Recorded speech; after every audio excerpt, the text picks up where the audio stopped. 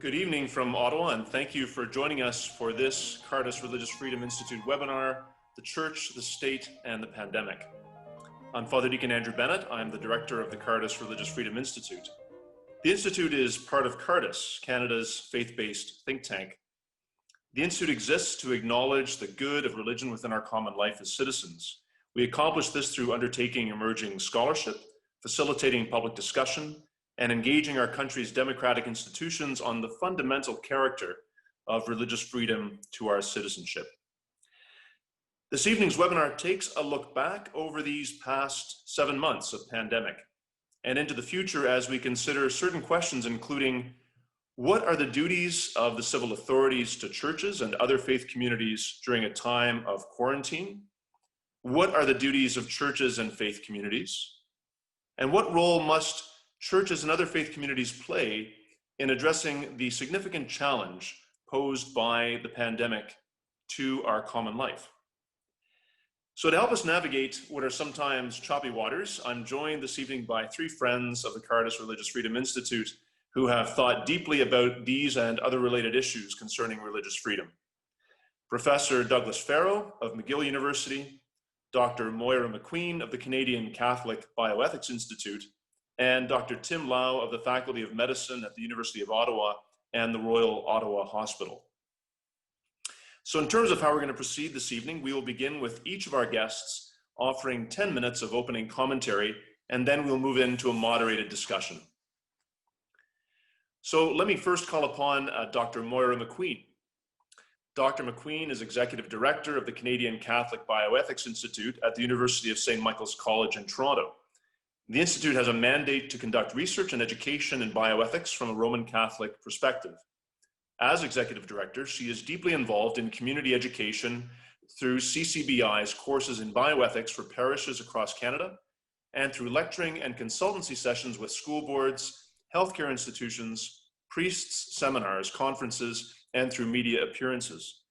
She's frequently consulted by the Canadian Conference of Catholic Bishops, and is their representative on the Faith and Life Sciences Committee of the Canadian Council of Churches.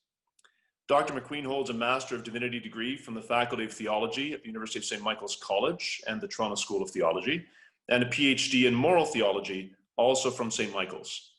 She has been teaching moral theology at St. Michael's Graduate Faculty of Theology since 1994.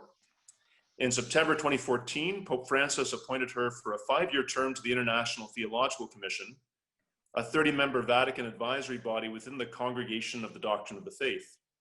She was the Canadian lay representative at the Second Synod on Marriage and the Family at the Vatican in October 2015.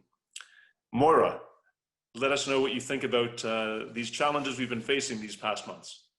Okay, thank you so much, Father Deacon Andrew, and thank you to Cardus as well for hosting such an important seminar. So yeah, the last 7 months clearly have been very interesting, and I've just taken the questions that you've asked and looked at them, and I have 10 minutes, so I have to be fairly brief.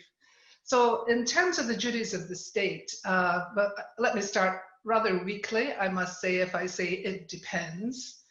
But the state does have a right to take necessary precautions, with emphasis on the necessary, in maintaining public health standards for the common good. And in Canada, provincial authorities, as we know, take the primary role. And there has been some fragmentation because of their edicts, which has caused resentment in some places. Restrictions vary, and they do cause some problems for denominations.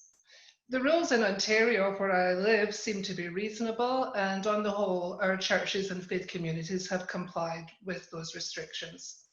In Quebec, however, Cardinal Lacroix spoke for many groups when he spoke out against casinos being allowed more people than those churches which could safely hold a much greater number. He had to speak out, since it was clear that the Quebec government was dragging its heels because of its allergic reaction to religion and religious communities. And it stands to reason that rules should be the same in terms of percentage or seating relative to space. And today, I haven't seen the result, but I know that the Diocese of Brooklyn had a court case against the state of New York because 10 people were being allowed in a 1,000-seat church, because of the zone that this particular church is in, and this applies to other churches in that zone. Cardinal Dolan spoke up in support of Brooklyn and said bluntly, it's just not fair, bottom line. Most communities had complied with the restrictions, but it's known that one group disregarded the numbers rule. It isn't fair, but I would say that's not the government's fault entirely, since it must protect its citizens. But on the other hand, why can't offenders be penalised or shut down if the rest are following the rules? One size in justice doesn't always fit all. And the second point in relation to the state, or opposite to the state, would be the duties of the church. And I guess I've already started to talk about that, but I would emphasize that the first duty of any faith community is to provide for the communal spiritual life of its members.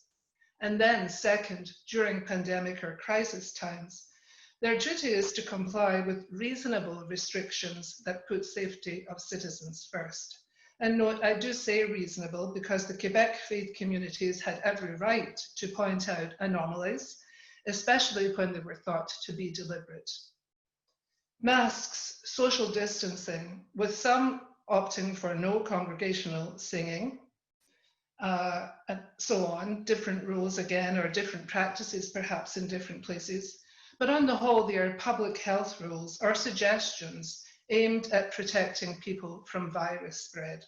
I don't have a problem complying with any, again, reasonable suggestions that seem to bear fruit in terms of the numbers who are then protected. And I think we have seen all too clearly what happens when some think the rules do not apply to them, or in some cases, especially in the US, to their church.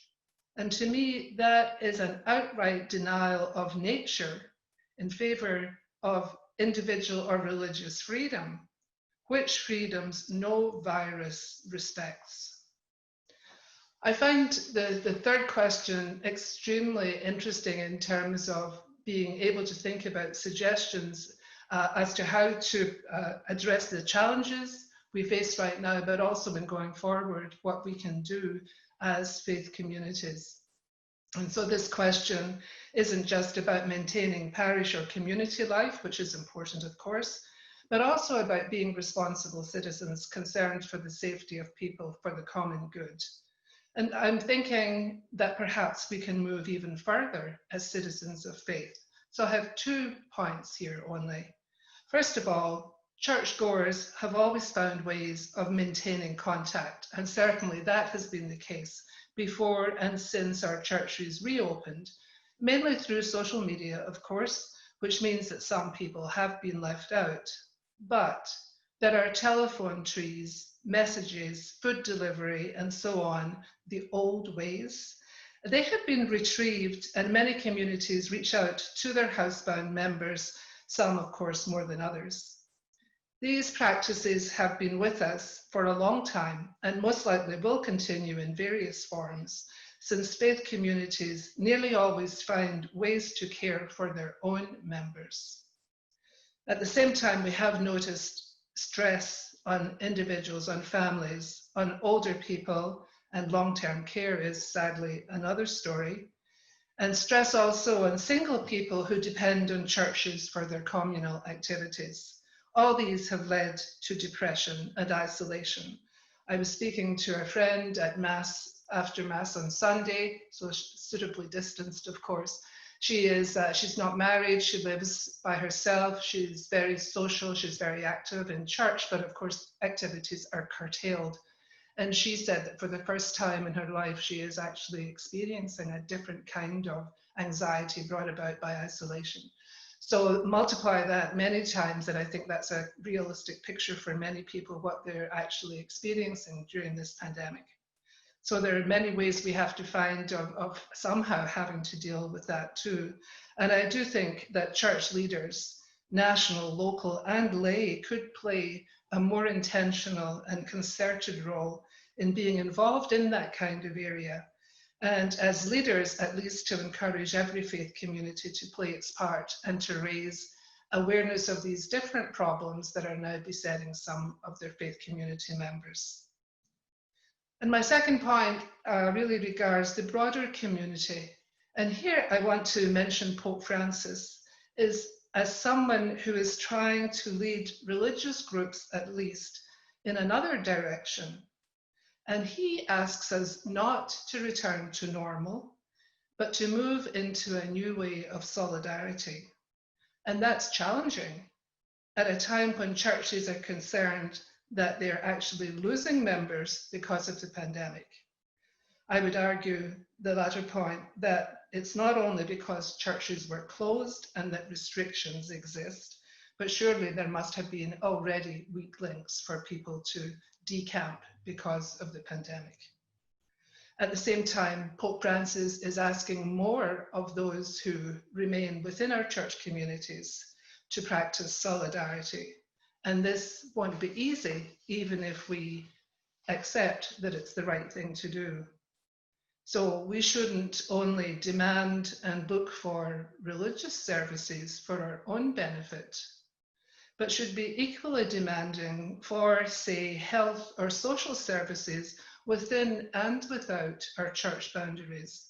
And that's not easy, of course, but the Good Samaritan clearly has a thing or two to say about that point. In particular, Pope Francis calls us, while maintaining our common life as citizens, to be open to expanding that citizenry through accepting and sponsoring more refugees and migrants through our faith communities or with like-minded others. We have been well served in our faith communities, most of us, even during the pandemic, and now we are to expand our horizons and serve others. And finally, I think that one thing about this time of pandemic is that it does afford us opportunities to rethink mission. And we could take advantage of that to improve the faith of our faith communities and our common communities post-COVID-19.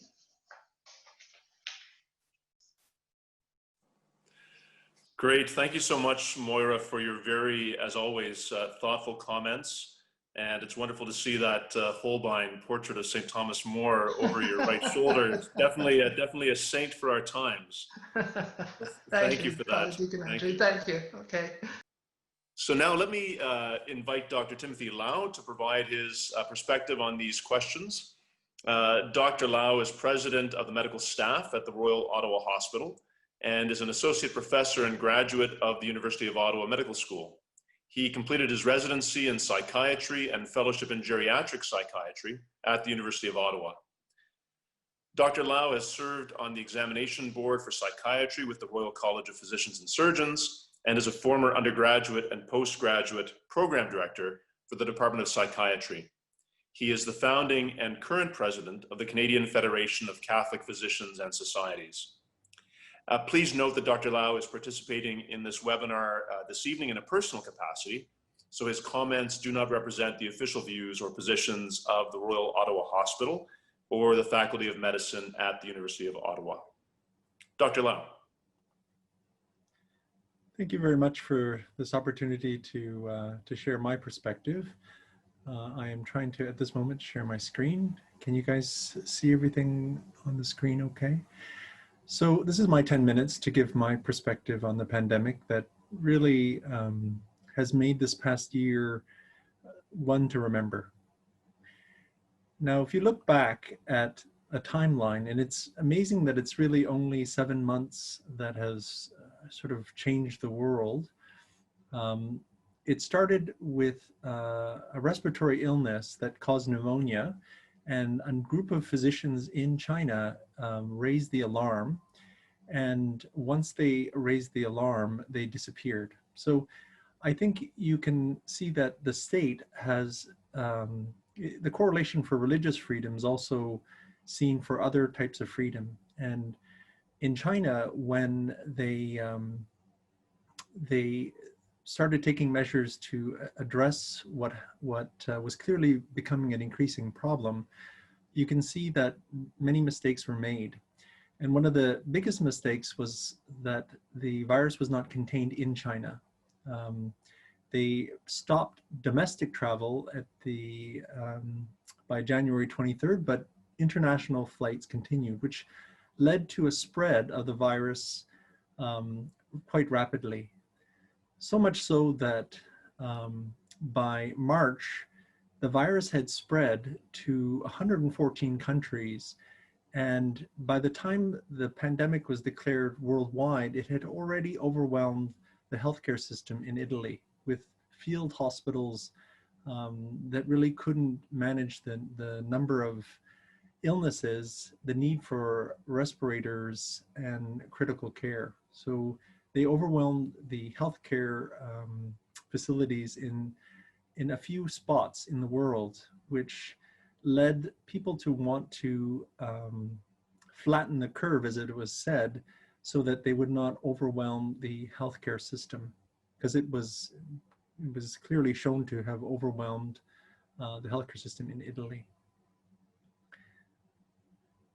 So just as a background to understand a little bit about why this virus is unique, if we realize that coronavirus, there are 7 varieties known to man. 4 of them are associated with cold. 1 causes MERS, or the Middle Eastern Respiratory Syndrome, and 2 have erupted in full-on pandemics. The first one in 2002/2003, which ended abruptly, and the one in this past year. And the unique epidemiology of this virus explains really why we are having the problem we have. And I'll try to unpack some of the details of how this virus spreads and why it is difficult from a public health point of view to manage this. So if you look at SARS, or SARS-CoV-1, which is the name of the virus that caused the first SARS, it appeared in 2002 and spread to 30 countries. And it disproportionately affected certain southeastern countries like Taiwan and Hong Kong. And interestingly, as a result, those countries that first experienced it were ready for it the second time that it came around. The first time around in 2002, it infected 8,000 people and killed less than 1,000 people before being declared contained. But on the other hand, the virus behind COVID-19, I have a typo here, has infected 38 million and killed about 1 million so far. And if you look at the 2 viruses, they're quite similar. About 80% are similar, but some of the things are hauntingly similar. And one of the things is that they both came from China. They were thought to have originated from food markets, and they came in the late autumn. But there are some clear differences. So the reproduction number, there are not, is similar, meaning the number of people it tends to infect on average is about the same, which is an R naught of 3.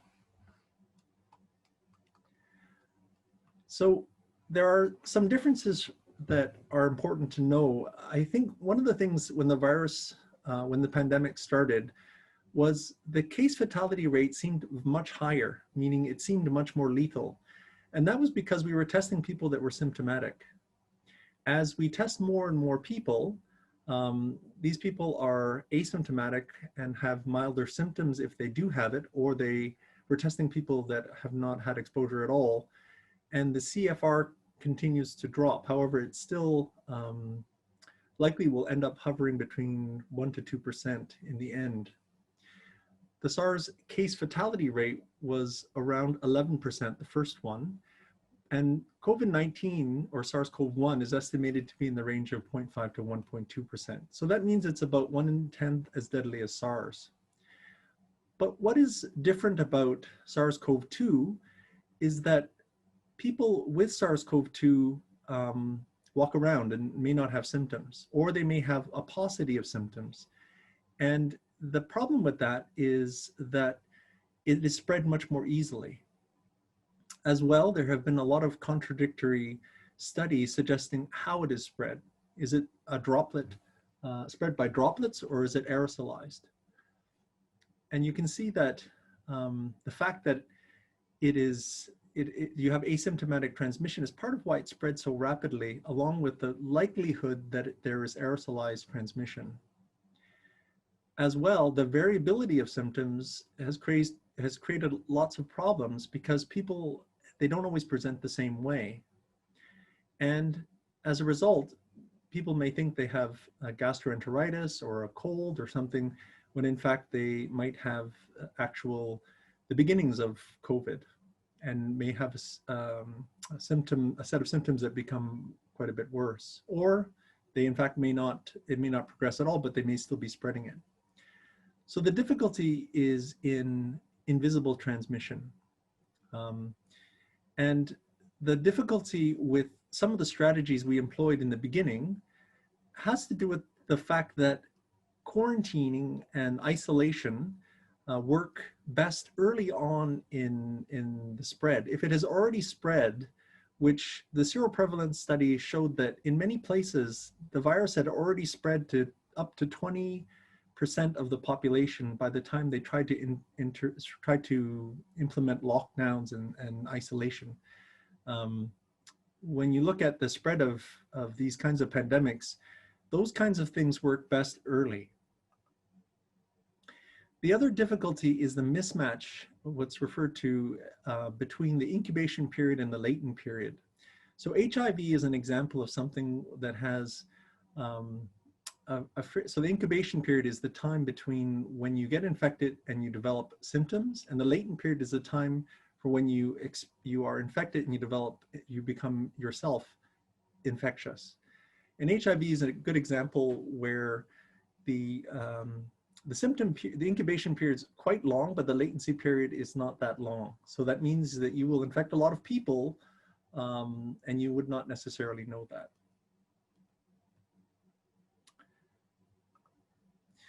So it's the asymptomatic carriage that's the problem, as well as the rate of transmission, which is called the R0. Although it's similar to SARS-CoV-1, the other difficulty is the variability or Kappa of the R0, which makes it very difficult to know what to do, because in some cases it leads to super spreader events, and others it leads to end chain transmission events. So it's actually very hard from a public policy point of view to know exactly what to do, because in certain hotspots it may be spreading very quickly and amongst certain populations, whereas in others it doesn't lead to much of a spread. So inconsistency has become the rule of this virus, meaning it actually is harder to predict than you would think. The mismatch, the invisible spread, makes it very hard to have a single approach that works everywhere. So the need for more testing and contact tracing becomes obvious when you actually detect a true hotspot. And we've seen over the last 7 months tragedies, and there are families that have lost 7 or large proportions of families that are disproportionately suggest that some people are predisposed. So those with certain conditions and the elderly. I go to 4 nursing homes, and one of the nursing homes I go to, one person who had mild cold symptoms ended up infecting about 40 patients, and 10 of them passed away. And in another home that we go to locally, 1/3 of the whole population of the home died. So this is not some sort of bad flu. There was something very unique about this virus and this syndrome. And the other thing that is we're starting to learn more and more about is it is more than just a lung condition, a respiratory condition, because the receptor that the virus binds to, ACE2, is also seen in endothelial cells. So you can develop thromboembolic disease, but also kidney problems, gastrointestinal problems, neuropsychiatric problems, and heart problems. So it's not just that you die, but you may actually develop lasting problems after the infection. As you recall, when the illness was first developing, they had developed protocols looking at CAT scans and chest x-rays to look at the ground glass appearance after an infection. And this has to do with the fact that there is scarring of the lung after an infection. So people may not fully recover, even though they may return back to living. People often have residual symptoms afterwards. Now, there is also a recognition that it's called the shadow pandemic, that there will be consequences of this infection for those that have it and also those that don't have it, because of the lockdowns that have occurred and the effect on the economy, because it is often the disadvantaged people who suffer disproportionately. And there are studies that are now emerging suggesting that anxiety and depression are increased as a result of COVID-19. The suicide rates did not appear to, in the immediate term, go up. However, we suspect that this will be a factor in the coming months and years. And we also know that for healthcare providers, many of them, you know, if you can imagine working in a place where a third of the people die, that you would develop symptoms of post-traumatic stress disorder. If you look at the attack rate for this disease, for SARS-CoV-1, the attack rate was about 0.00013%, whereas it is anticipated that this virus will infect between 20 to 40% of the world. Now, if vaccines work, the hope is that that rate of infection would actually go down. But again, it has been questioned whether or not a vaccine will be effective, because there are not effective cold vaccines. And you can have viruses living in your upper respiratory tract that would not be affected by a kind of immunity that would be in your system. Now, just to look at the attack rates and the deaths that have occurred, we have had 10,000 deaths in Canada, and about 216,000 deaths in the US as of yesterday. And the average daily death across the world has been about 5,000. This is from Our World in Data. And you can see that the problem has not gone away. It is still occurring. However, the spread is different in different countries. And as you can see in Canada, our cases are going up remarkably. And this initially was thought to be due to increased testing. However, the rate of testing to positivity has far exceeded anything that could be explained by testing alone. Now, one of the problems of this disease or this condition is that we are diagnosing it based upon a lab test, which is absolutely unique for a disease. Our diseases are not just based upon a PCR test of genetic material of a virus, which makes it a unique situation. So the cases are now going up considerably. You can see across in Canada, different cities. At the present time in my city, we have about 50 people in the that are in the ICU, which is actually approaching the peak we had in March and April, which was about 60. And if you look at the cases are going up now, and it is in part because we're doing testing, but it is also another phenomenon, and it's affecting younger people. Previously, the cases were in more vulnerable populations. And you can see that although the cases are going up, the deaths in Canada are not going up with the same rate. And if you look at this graph in Canada, as you can see, the point of inflection here, the cases are going up quite rapidly, but the deaths are not going up in the same degree, which is consistent with our experience in the spring, when people had projections of death that were extremely exaggerated. So it's not to say that we don't need to be concerned, because people are actually dying, but the fears we had as far as the number of people dying is considerably less. Now, some people have suggested that this virus is similar to bad flu, but the evidence actually does not support this at all. I know that there's a continuum of people, those that are alarmists and those that are deniers. And you will find YouTube videos of people. There are lots of epidemiologists that are armchair epidemiologists. Some of them are they even work in public health, but they cherry pick data, and they draw a lot of conclusions based on assumptions. And if you look at this data of excess mortality, this is a 5-year average. You can see that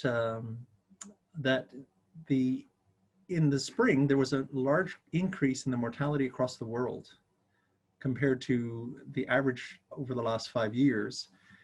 And this is in the United States. Similarly, these are not seasonal variations. When you average them out, there is something dramatic that is happening in terms of deaths. These are raw deaths in the United States weekly.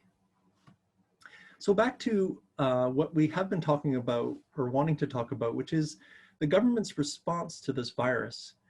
And we are, I think, coming to the realization that lockdowns are not helpful. They're not helpful when it's too late and it's already widespread, because you have the difficulty of what is referred to as vertical transmission as opposed to horizontal transmission. So in households, it's being spread, and within bubbles, it's being spread.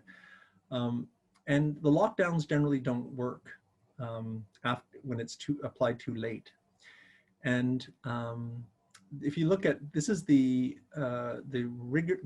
measure of response stringency between different countries, and you can see that that Taiwan has they didn't close things down, but their incidence of disease has been remarkably low, including death. But one thing that they did do was rigorous contact tracing and targeted isolation, as well as masks. That's universal masking was one of the things that they did because they had experience with SARS-CoV-1. So the question is, do we mask or not mask? And we know that the widespread lockdowns don't work, and we have to be careful with science that we don't label things as the science, because science itself, there may be contradictory studies. Some of the studies looking at influenza suggest that, and it's largely because influenza, when you are symptomatic, you actually, it doesn't make sense to put masks on people that don't have any symptoms, because they are not spreading. But this is not so of this virus. And there's evidence in the literature. This is the odds ratio for physical distancing, 0.18, the likelihood of transmission, as opposed to masks. This is a large meta-analysis looking at the efficacy of masks. So in Ontario, as Maura was saying, there I think has been some of a reasonable approach. However, I think we do have to be aware that the limits that are put on have to be fair and have to make sense. You cannot target religious worshippers, as it seems to be the case in Quebec, that they have targeted them. So these are the laws that have, these are provincial statutes, and largely it leads to fines if you break them. And there are orders provincially and locally. All right, so maybe I think I've gone over. You know, I think the question of reasonable limits to religious freedom are very good questions, but I think the thing to remember is, rather than a situation where it's the survival of the fittest. The sacrifices people make with inconvenience and with masks have to be balanced against what you could be saving people's lives. And we do know that the lockdowns probably were a mistake. And I think we have to be able to hold people accountable for decisions that they make, both in public health and in government. And that's the only way we will actually improve our society and how we manage illnesses in the future. So I'll stop there. Great. Thanks very much, Tim. If I could just get you to unshare your screen. I will, as soon as I figure out how. Very good. Well, let me now invite Professor Douglas Farrow to offer his comments. Professor Farrow is Professor of Theology and Christian Thought at McGill University in Montreal. He taught formerly at King's College London. He is a member of the Academy of Catholic Theology and is active in the work of the Institute on Religion and Public Life in Manhattan and of Evangelicals and Catholics Together. I'm also happy to say, like Dr. McQueen, he's a member of the Cardus Religious Freedom Institute's Board of Advisors. He was awarded the Queen Elizabeth II Diamond Jubilee Medal for his contributions to public discourse on significant social issues. Dr. Farrow has written frequently in First Things, Touchstone, Catholic World Report, and many other journals, both popular and academic, on a wide range of subjects: theological, ethical, legal, and political.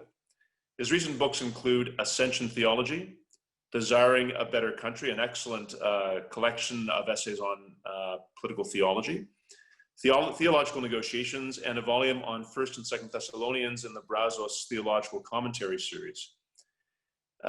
Doug has been a regular commentator in recent months on the posture of the church vis-a-vis the state during the COVID-19 pandemic. Doug, we're happy to have you with us.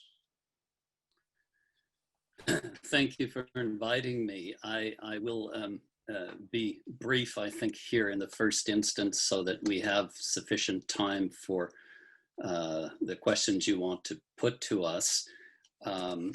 My simple response, I think, to the questions as posed originally is that we need to get straight how we understand the relation between the state and civil society, and particularly the religious communities within civil society and families, in terms of the responsibility for facing challenges, even disasters, including pandemics. Now, I will be upfront in saying that I do not regard the present pandemic, if it is still even justifiably termed a pandemic, as amongst the more serious disasters that have confronted humanity even in our own lifetime. We have seen viruses before lead to the deaths of many, many people, millions of people, and we have not responded to them in anything like the draconian fashion that we have responded to them, to this one. I think we probably under-responded to even the Hong Kong flu, but we have, on my view, dramatically over-responded to this particular pandemic. There seems to me to be an underlying sense of fear that has been stirred up, a fear of mortality, a fear that has become a fixation and become irrational. The vast majority of people who have actually died from this particular virus are people who have serious underlying causes and people who were near, in any case, to death. I think our society is having a very difficult time reckoning with the fact that human beings are mortal. And there are people who've made very comfortable lives for themselves who, when they were young, as say at the Hong Kong flu, they did nothing but carry on and go to Woodstock, and the devil may care. now that they are older and in a vulnerable class, they're very concerned to take away the freedom of movements, the freedom of religion, and all sorts of basic human rights in order desperately to try to cling to their own lives. I think that's a serious moral problem. And there is a challenge here as to how much damage we are prepared to do to other people in order to try to cling to our own lives. Now, you know, that's a very complicated matter, but I think it's simple on the moral level. We have to face those kinds of challenges. If, as Dr. Lau pointed out, we have come around to the view that lockdowns happen too late and are not very effective, why in so many jurisdictions are we still under lockdown? That also is a question we have to ask, because besides the motivation of fear, I think people are not mistaken to worry about a libido dominandi, a lust for domination, an exercise of authority over other people's lives that does not properly belong to the state, does not belong to our local mayors and governors, and yet in which many people, including sadly many bishops and many leaders of Christian churches, have been supine and entirely compliant without concerning themselves with the impact of this on people's lives on a day-to-day basis, even on the temporal level, never mind on the spiritual level. I think we need to get straight what the relation is between physical health and bodily life and spiritual health and spiritual life, and get our priorities straightened round. So I'm happy to elaborate on some of that in the question time, but I think I'll be quite brief that way in my opening statement. Great, thanks very much, Doug. And now I'll invite all of our speakers to join me on screen. And I have a couple of questions that I'd like to pose. I think the first one is to pick up a little bit on what both Moira and Doug had to say. And so the first question is this: these times that we're experiencing, really can deeply impact our ability to maintain and build meaningful human community. So I'd like to get a sense of what, in your view, are effective ways for churches and other faith communities to communicate the role that they play within our common life, not only for their own faithful, but for others in times such as these. And that obviously begs a question. What then might we say about a failure of churches and other faith communities to influence public policy on an ongoing basis, or to influence decisions that are taken by civil authorities in times of crisis? So I invite all of you to comment on that if you wish. Well, I do wish, but I just spoke, so I should probably let my colleagues go first. Okay, I'd be happy to look at that. I mean, the question of how our churches actually communicate about anything, speaking for, I suppose, my own denomination, it's really the only denomination I can speak for, it's actually, I don't think we have a wonderful track record. Even in these days of social media, we can find out ourselves now, of course, which is a huge difference from before. But in terms of the way messages come down to us, and I'm just talking within Canada, they're not very often relayed through local churches. I'm not complaining. I know everybody's busy. I know our bishops do a good job. I know they've just been writing pastoral letters and letters to the Prime Minister, etc., about Bill C7 and Bill C6. So there's many issues that they do have to deal with, and we can read what they say in the media. But in terms of actual communication that I think inspires or motivates us, speaking of myself as a lay person, somebody who attends church, that's not the impression I get. I think it's fair enough for us to be independent. I'm not overly dependent on other people. I don't think that's the message I would want to give either, and say I have to be spoon-fed. but I do think they could improve their communication to us, and during the time of pandemic as well. It varies, of course, from bishop to bishop, priest to priest, all that sort of thing. When I said I'd like to see a more concerted effort, I think more steps could be taken at a national level. Other people are only now forming sort of COVID commissions, even at the Vatican. It's fairly recent. 7 months have gone, but many of us thought right from, well, at least week 2, when it began to dawn on us how serious this really is, then a lot more could have been done. Maybe it's better late than never, but the actual communication process leaves a lot to be desired. Again, just speaking from my own denomination. I forget the second part of the question, Father Deacon Andrew, sorry. Just whether, is there an inability for churches and other faith communities to really influence public policy? Is there something more broadly that this pandemic has shown us about the ability for faith communities to wield influence for the common good? Right. Well, I think the example of Cardinal Lacroix in Quebec really speaks volumes, that he more or less had to sort of, really go to great lengths and to sort of say enough is enough, and that many people obviously in the community are people of faith. And possibly there it was more difficult than in maybe the other provinces. But in general, I think it's fair to say, my impression anyway, that our churches do not seem to have a great impact on public policy. They maybe do in some areas, but certainly in what I would just call the moral matters, despite their great efforts. It's not that they don't try witness, letters about C6 and C7 and every other, bill that has come up.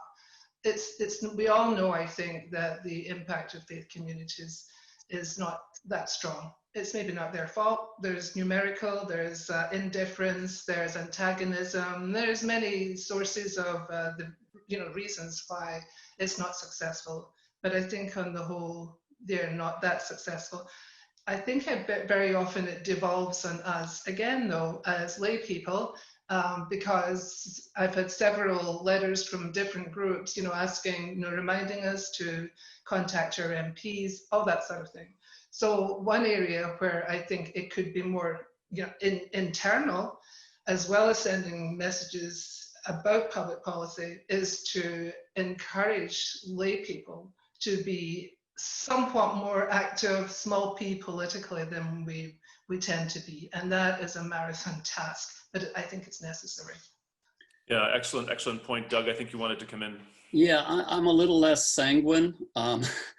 That won't surprise you. I find that in the religious communities and in the churches that I'm familiar with, yes, there's a lot of good, faithful people doing what they can. But how did we ever get to the place where at the first sign of trouble, the church is just shut down? How did we get to the place where some months later, the bishops are having to say, please take your knee off our necks? And well, there's a little bit of pressure released so that they can breathe a little bit. We've accepted, by and large, the state telling us that the state will operate as if the human being has no soul. The secular state that cannot even affirm whether the human being does or doesn't have a soul. So are we surprised when we get into a situation of physical threat? Not even as serious a physical threat as we thought at first it was. Nowhere near as serious as we thought at first it was. Are we surprised that the state says physical needs trump everything? You may not meet, you may not hold masses, you may not sing at your masses if you are holding masses, you may only have 10 people, etc., etc. We should not be surprised at that, because a state that cannot commit itself even to the basic conviction that a human being has a soul is never going to care for the communities that try to care for this probably non-existent soul. And we have seen that. And frankly, I think we've seen a great deal. I know Maura's going to disagree with me, that's fine. But I think we've seen a great deal from the laity and from the clergy to suggest that they are quite content to live in that kind of a state. And they're reaping exactly what they have sown. Moira, I know you want to jump in here, but I'm going to pass it to Tim. Tim, any Okay, thoughts on this? Well, I mean, I think the issue is that our religious leaders are responsible for our spiritual health, and the public health authorities, their focus should be on the medical health and the spread of disease and death. So, I mean, I think there is it's not a bully pulpit, but there is a role for our religious leaders to speak up and to make sure things are fair, and to call out when we have made mistakes. I agree with Dr. Farrow, Professor Farrow, that, you know, the way that things were locked down, it doesn't seem like anyone admits that mistakes were made, and that is sad to me, that we are in a place where there is such a polarized view that there's one side that thinks that this is the end of the world, and there's another side that thinks this is nothing. And likely it is, you know, the truth is somewhere in between. And how do we make sure that our religious leaders are not taking one of those two sides and saying that there's nothing here when in fact people are dying? I think it's important. Obviously and I think our church leaders, our religious leaders, can inspire the faithful themselves in their own professional spheres to speak up and to influence public policy, and that also has to happen, and that's their role, is to guide the faithful. And I think that may have been missing in places where the church, because you don't want people who are sheepishly following the guidelines when they don't make sense. But I think to have a civil society and to have a respect for the rule of law, you still have, like, you can't just go against what people are doing without explaining it and without trying to challenge it properly in the right spheres. Moira, I want to put it over to you now, but I want to draw together a couple of threads that have emerged. And one is this, I think, this really strong sort of personalist view that Doug is articulating, and Tim has, and I think you are as well. You know, we are you know, psychosomatic beings. We're body, mind, and spirit. And you know, we live right now, it seems, in an age of experts. And in our overburdened public service, outside expertise seems to drive most public policy and government action. Right. There has been the critique made from some quarters that we seem to be consulting a very narrow range of expertise right now, epidemiologists, public health officials, and so forth, and that we're not really taking, certainly those that are making decisions maybe are not taking a full range of perspectives from public health, mental health professionals, or those who offer pastoral care and spiritual counsel from faith communities. So I'm wondering if you can draw together a couple of these lines that we've been exploring just in the last few minutes. Oh, good point. Okay, well, first of all, I really do think that the state has not just a duty, but a responsibility to use at least the best public health evidence available in terms of how it then imposes restrictions. And the state, in fairness, kind of moved from suggesting masks don't work, masks do work. It's always fascinating to me that the medical evidence, as in most other fields, is you know, is divided. And so we get different opinions from here, there, and everywhere, and lay people are left in the middle. You know, what are we going to do? On the whole, it seems to me, on the whole, I think the idea that masks may be a reasonable protection is a reasonable suggestion. Nobody is saying that they're going to protect everybody that kind of way. The state is only going to look at it from the medical, the physical point of view. It's not really their responsibility to be looking at it from a spiritual point of view, not their responsibility. It shouldn't be that they ignore it. witness Cardinal Lacroix from that aspect, another almost completely different matter.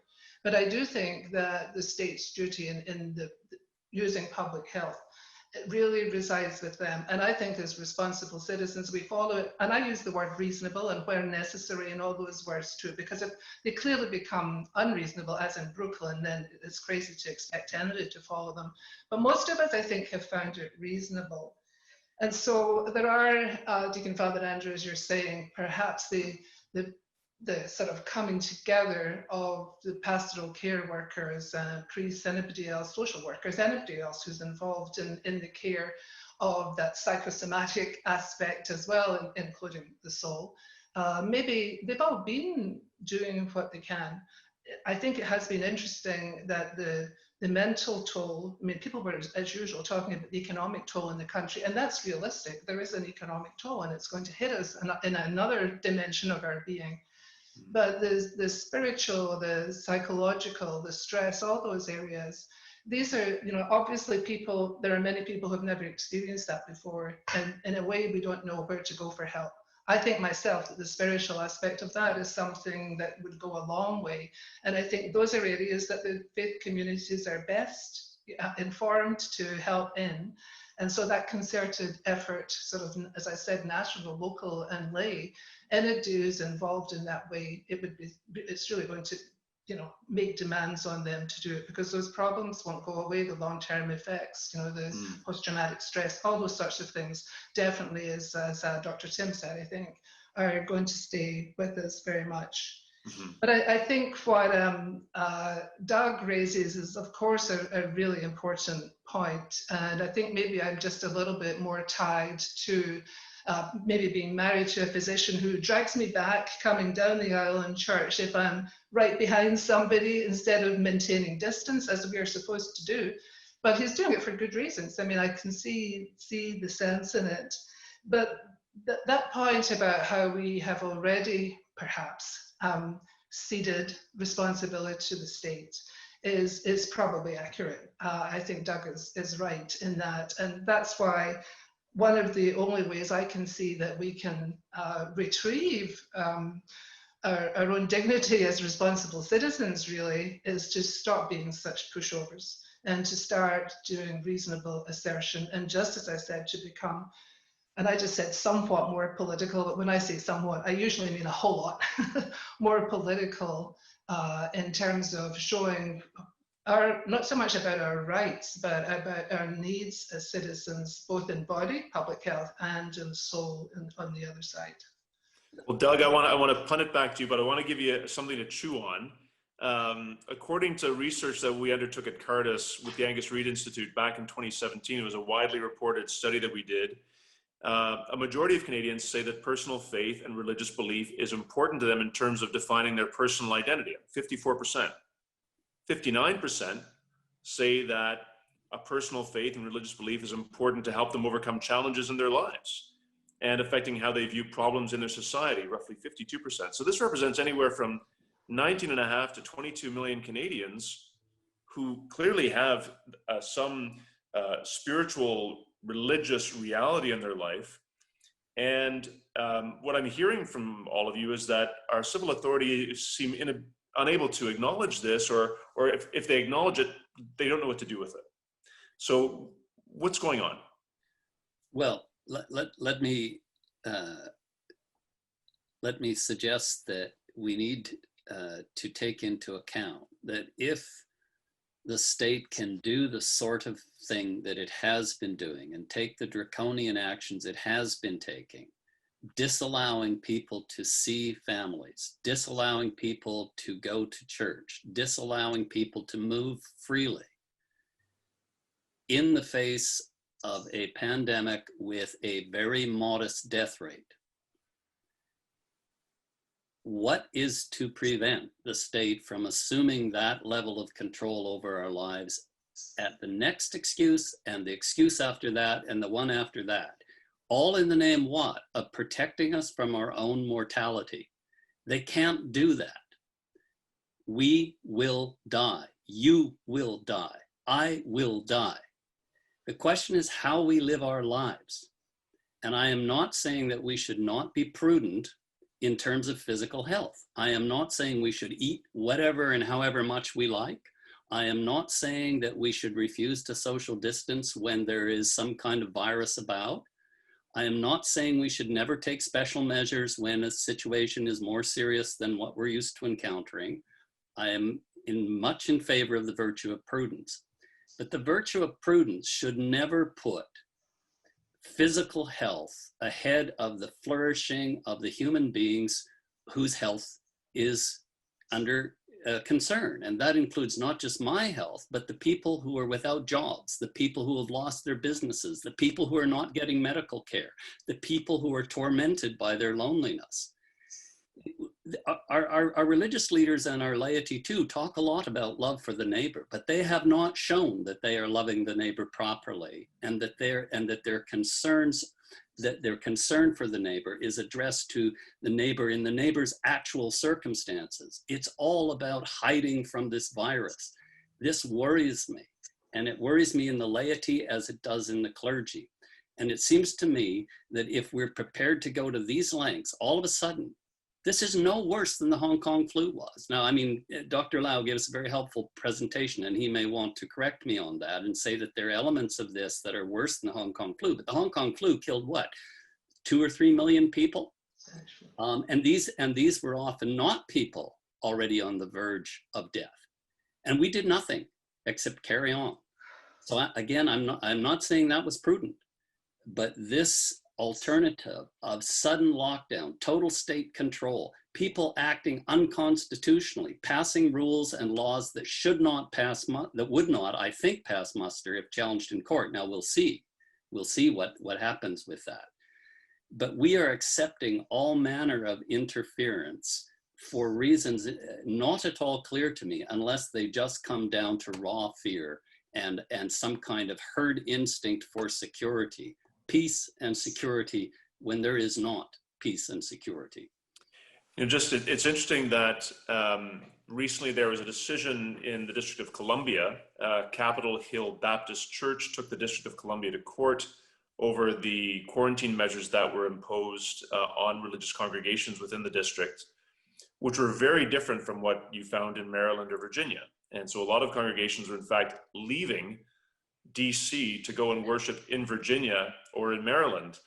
And so Capitol Hill Baptist, which a number of my colleagues at the Religious Freedom Institute in Washington attend, they took the DC administration to court, and they won because it was found that there was a lack of equity between religious congregations and the restrictions placed on them vis-a-vis other bodies and organizations. So there certainly are challenges taking place, and I expect that we'll probably see them as well in Canada. Tim, before we sort of do a final wrap up, I'd like to just go to you for any comments that you have on what was said by Doug and Moira. Well, mostly, I mean, I want to say that, like, I think we need more prayer and not less in this time of pandemic, and that's something that's been affected by all of these shutdowns that have occurred with churches. But in response to what Professor Farrell was saying about the Hong Kong flu, and I've heard other people make similar arguments that this is nothing more than a bad or seasonal flu. And the evidence doesn't really support that. And the world has, you know, when they looked at different countries and some of the measures that people have taken, no one can say that the world has not changed since since the spring. I would like you to point out a single place where we have indoor gatherings in any country, anywhere. There has been massive changes, and to look at the incidence of and it doesn't even suggest that there are the same kind of variations that you have in the number of deaths. So there is something happening that is more than a seasonal flu. Well, I wasn't saying that it's just a seasonal flu. Yeah. What I was saying is that the results of it do not warrant the level of interference that we are experiencing. And I think you yourself were actually saying that. I agree with that. And I actually think the most important thing for us to do is to learn from what happened with our governments and what they did, because if we don't learn from it, it will get worse the next time we actually do have another virus. And that's the problem, is people are not recognizing when they have made mistakes and changes. Like there isn't the accountability we need. So Great. I do think that is missing. So we've reached the end of our time, and I want to be respectful of our participants who have joined us for this. But I'd like to give each of you just very briefly, in just a minute or so, give me your thoughts on where we're heading, given where we've been. So why don't we start with Doug this time first? I think if we stay on the course we're on, we are headed towards enormous increase in state control of our lives and the suppression of freedom of religion, especially, but not only freedom of religion, freedom of association, freedom of movement, all manner of freedoms that we have prized and privileged. Thanks, Doug. Tim? Well, I actually agree with that we have unprecedented, and we've accepted a lot of these things without really thinking. So that's, I think, part of the thing is that we should have sort of obedience to public health officials, but also at the same time an ability to hold them accountable afterwards. So I think that's important too. Sure. Thank you. Moira, last thought from you. Okay, I think the numbers of Canadians who have survived following the measures that have been taken, I think it's pretty impressive compared with what happened in other countries who did not obey lockdowns, etc. I think the more, taking the economic toll and the spiritual toll into consideration, people can be very resilient and come back spiritually, especially with help from their churches. And the more people who survive, of course, the more there are to bring the economy back. So I think it's actually very important. And one last residual thought is I have a real concern about talking about the death of some people as, they're already sick and they're nearly dying anyway. I'm not suggesting that end is saying that they're expendable, but I would be very concerned that that would be the impression that would be given in that particular field. Well, I'd like to Expendable. thank. That's true. No one is expendable, indeed. I'd like to thank all three of you very much for giving of your time this evening. This is certainly something that's been on all of our minds, and I think the minds of the close to 225 people that registered for this webinar this evening. And so thank you again for your time. Thank you again for the work that you're doing in each of your respective vocations and for how you contribute to our common life. So this is Father Deacon Andrew Bennett thanking all of you for joining us this evening. For those of you that aren't familiar with the work of Cardus, and this is your first interaction with us or with the Cardus Religious Freedom Institute, please consult our Cardus website. It's very friendly and interactive, Cardus, CARDUS.ca. Thank you very much, and God bless you.